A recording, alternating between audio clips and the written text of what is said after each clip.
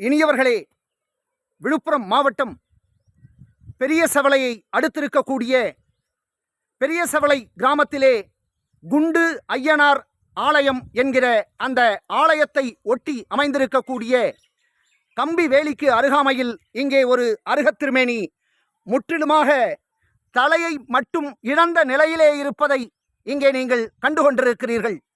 இங்கே அருகாமையிலே இருந்து கொண்டிருக்கிற சகோதரர் அண்ணாதுரை அவர்களுடைய விளை நிலத்திலே இந்த சிற்பம் சற்றொப்ப ஒரு 10 ஆண்டுகளுக்கு முன்னால் அங்கே பூமியை அகழ்ந்தபோது கிடைத்ததான அந்த சிற்பத்தை இந்த ஐயனார் ஆலயத்திலே இங்கே வேலி ஓரமாக அமைத்திருக்கிறார்கள்.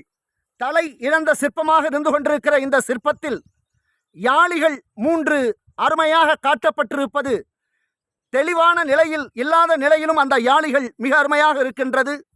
அர்த்த பரியங்காசன கோலத்திலே இருந்து கொண்டிருக்கிற அருகர் மிக அருமையாக இங்கே அருள்பாலித்து கொண்டிருக்கிற காட்சியை கண்டுகொண்டிருந்தாலும் கூட அவர் எந்த காலத்தில் தன்னுடைய தலையை இழக்கப்பட்டிருக்கிறார் என்பது நம்மால் முழுமையாக அறிந்து கொள்ள முடியவில்லை. திருமிகு அண்ணாதுரை அவர்கள் அருகாமையிலே இருக்கிறார். ஐயா, நீங்கள் உங்கள் நிலத்தில் தானே இந்த சிற்பம் இருந்தது? ஆமாம். ஒரு நீங்கள் தோராயமாக எத்தனை வருஷத்துக்கு முன்னாடி இருந்ததா இந்த சிற்பம் எடுத்ததுங்க? இது ஒரு 20 ஆண்டுகளுக்கு முன்னாடி தான் இதை இங்கே எடுத்தவங்க இருந்தது. அந்த இடத்துல இருந்தது. ஆனால் நாங்கள் பார்த்துட்டு இருந்தோம் அதை இருந்ததை. மேலேயே தான் இருந்தது.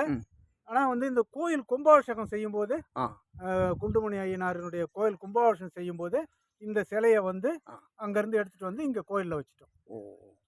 ஆனால் நீங்கள் உங்களுடைய நிலம் பூர்வீகமாகவே உங்கள் அப்பா தாத்தா காலத்துலேருந்தே இருக்குங்களா? ஆமாம், தாத்தா.